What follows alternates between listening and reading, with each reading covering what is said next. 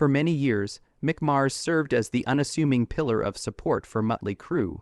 Whoever allowed his guitar to do the talking as anarchy raged around him was the man in question. At no point did he require the limelight. Neither was he ostentatious or noisy. In spite of this, supporters were not prepared for what he disclosed when he finally spoke at the age of 74.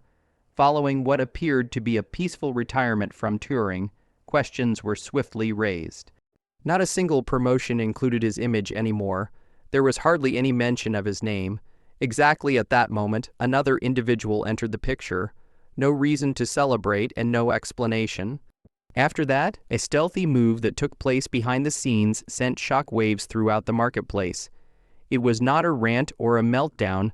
Rather, it was a response that had been carefully considered and implied that something more profound had been going on the whole time.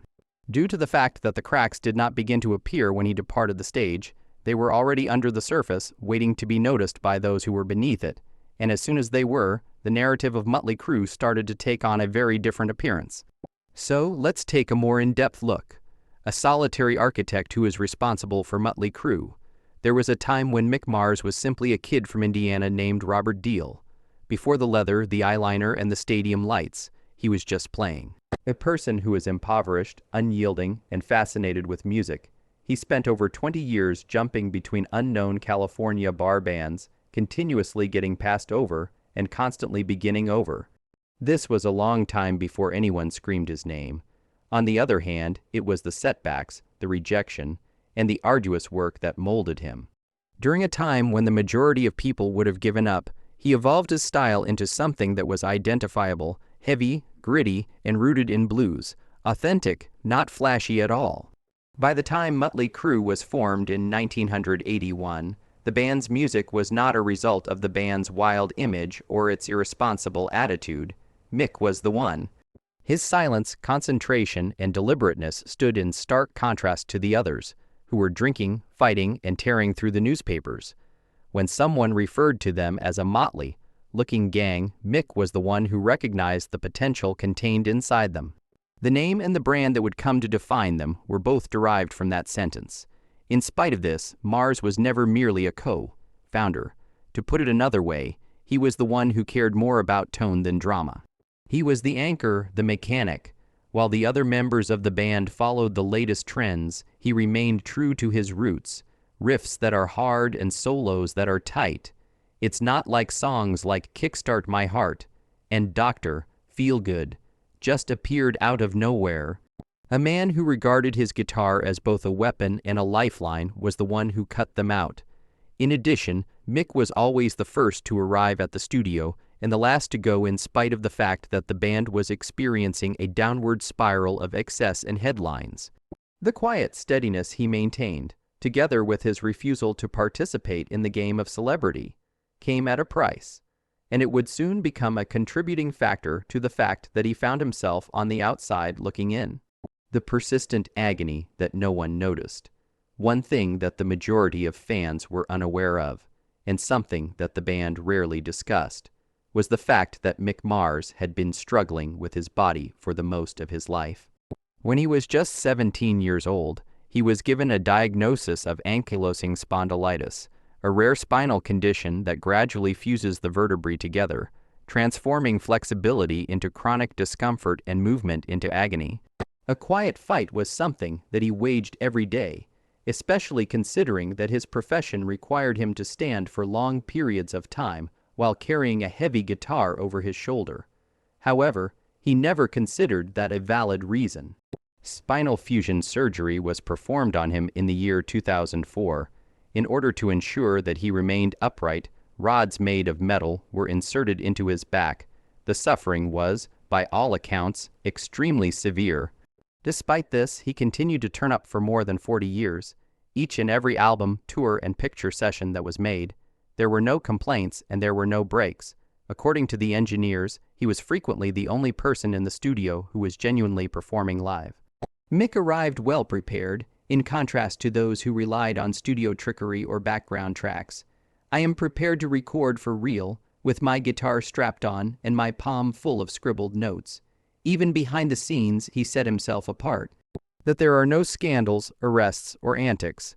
I am simply a dude who is keeping his head down and trying to make it through each show.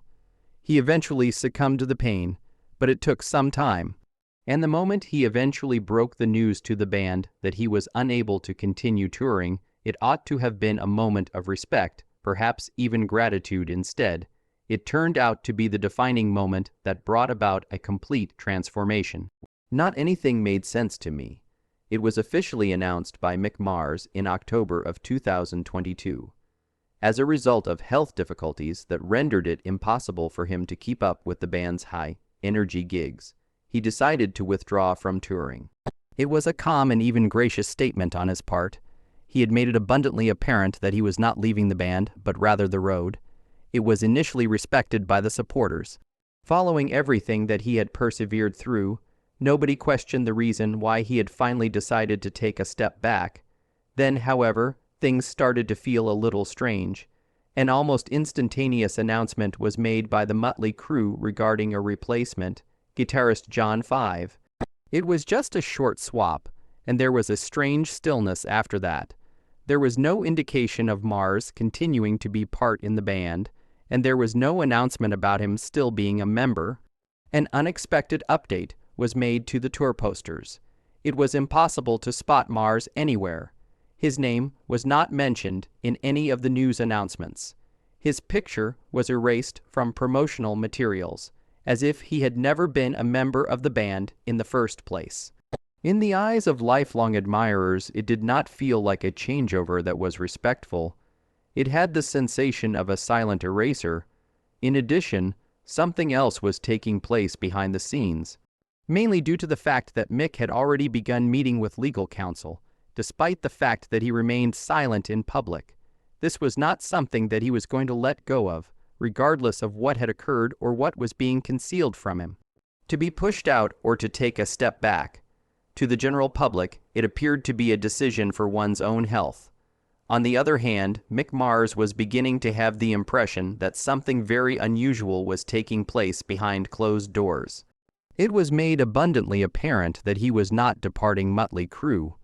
Rather, he was only disappearing from the stage. From his perspective, he was still a founding member of the band. He was still entitled to his fair share, and he was still a part of the band's legacy. On the other hand, the way things transpired led to a different conclusion. There was no sign of him during the rehearsals. New merchandise was released. However, it did not include his face. None of Mick's bandmates addressed him by name in any of the mysterious comments that they shared on social media, which were all about new energy and team spirit. There is no tribute, no thanks, just nothing. And the new guitarist, John 5, was more than just a substitute for the guy. He was already getting along well with a number of members of the crew, particularly Nikki Sixx.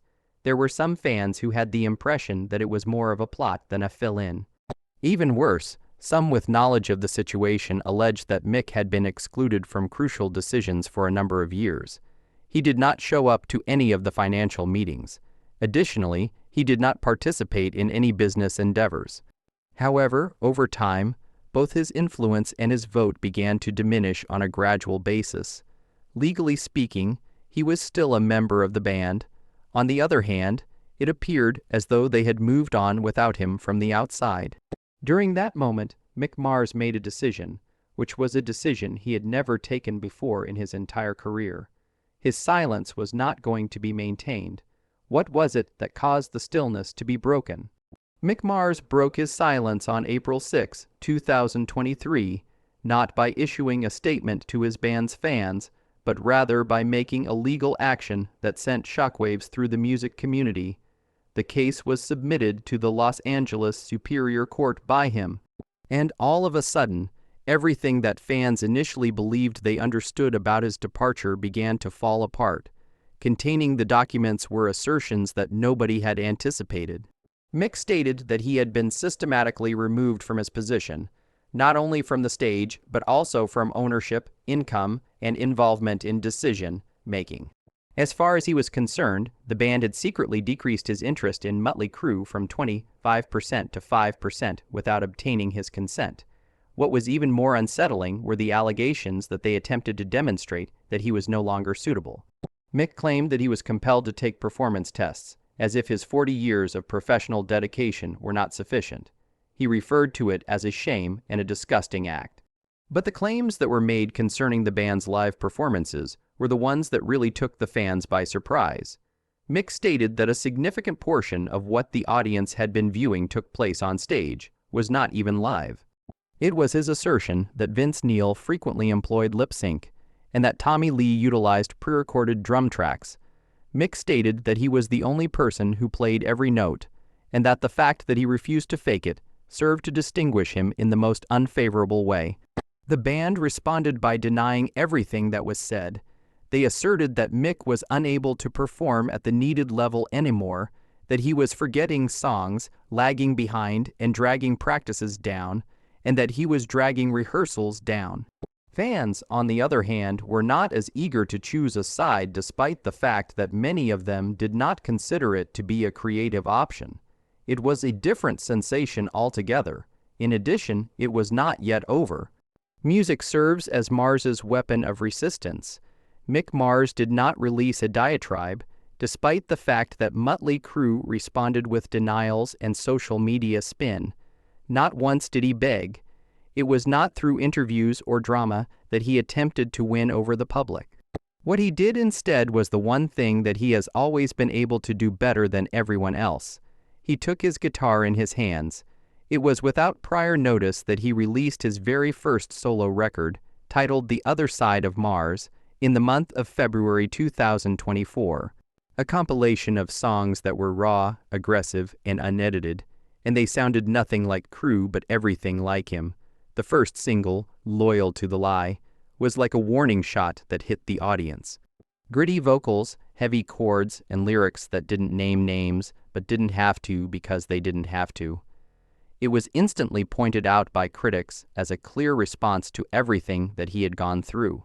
Nevertheless, this was not merely a side project. Mick had together a band of exceptionally talented musicians and collaborated with the great producer Michael Wagner, who is most known for his work with Metallica and Australian Osbourne. The album successfully combined elements of industrial metal, grunge, and hard rock, resulting in a sound that was significantly more aggressive than what his fans were accustomed to hearing from him. Within a matter of days, the album made its way up the rock charts on iTunes and broke into the top 20 on Billboard.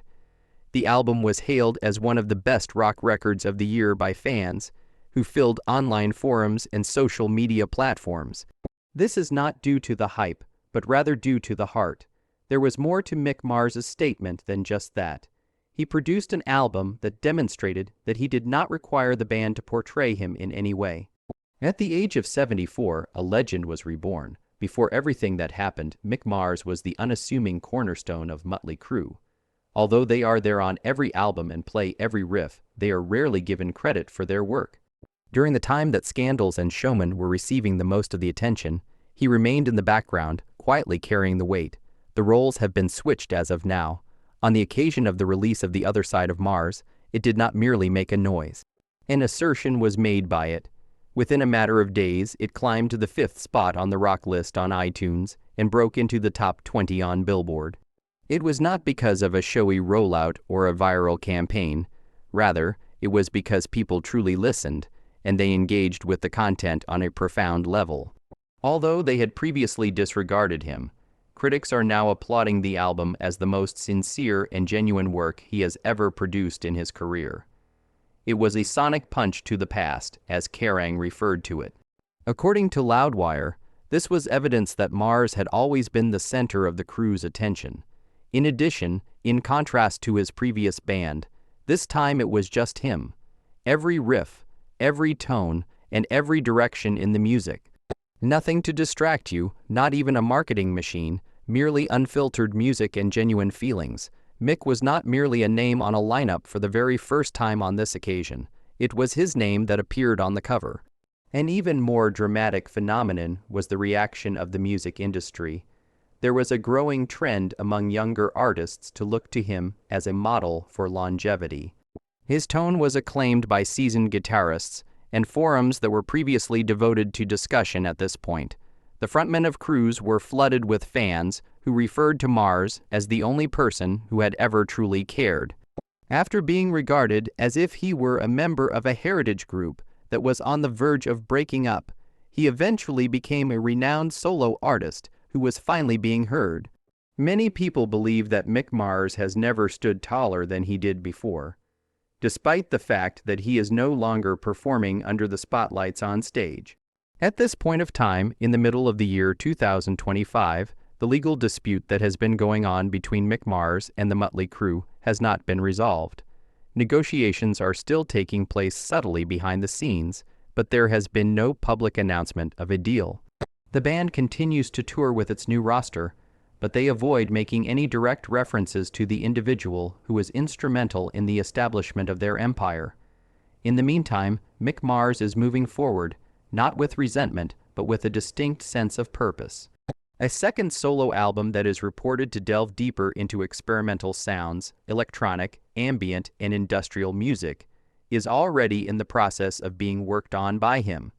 Although her identity is being kept a secret, he is working with a female artist who is on the rise in the alternative scene. Not only is it a record, but one of several. One could say that he is reinventing himself, and he is doing so on his own terms. The only sort of spotlight that Mars has ever cared about is the kind that shines through the music itself, and he has decided against returning to touring. Instead, he is concentrating on studio work, physical therapy, and the spotlight that shines through the music itself. Even though he is now living in peace in Nashville, far away from the mayhem, his influence is more audible than it has ever been. When it comes to large events like as Hellfest and Aftershock, new generations of bands have been known to name him as a significant influence. His solos, his tone, and his choices are dissected by YouTube channels and podcasts, not just for the purpose of nostalgia, but also for the purpose of education. Moreover, a wonderful event has taken place lately. Mick Mars, who was formerly considered to be the more reserved member of Mötley Crüe, has emerged as the most revered voice to emerge from the group, not because of drama or theatrics, but rather because of honesty, consistency, and the fact that they never chase trends and rather pursue the truth. Despite the fact that he is no longer capable of standing on stage, he is taller than he has ever been. In the end, he did not simply leave the band without any explanation. He triumphed over it. Additionally, while the Mötley Crüe continues to act out the role, Mick Mars is finally acting out the role for himself. So, did Mick Mars manage to escape from his captors? Alternatively, did the band cause damage to anything that cannot be fixed? When the spotlight is no longer shining on him, his experience prompts a question that every music fan ought to ask. Who was it that was truly keeping it from happening all along? Leave a comment below and tell us what you think about your thoughts. Did Mick Mars step into something more significant, or was he forced out of his position? It is important that you subscribe to this channel, hit the notification bell, and give this video a thumbs up if you found this story to be entertaining, and if you are interested in hearing more undiscovered facts from rock superstars. This enables us to continue our in-depth research and to tell the tales that others will not. Thank you for watching, and keep in mind that the ones who are quiet tend to leave the most significant legacy.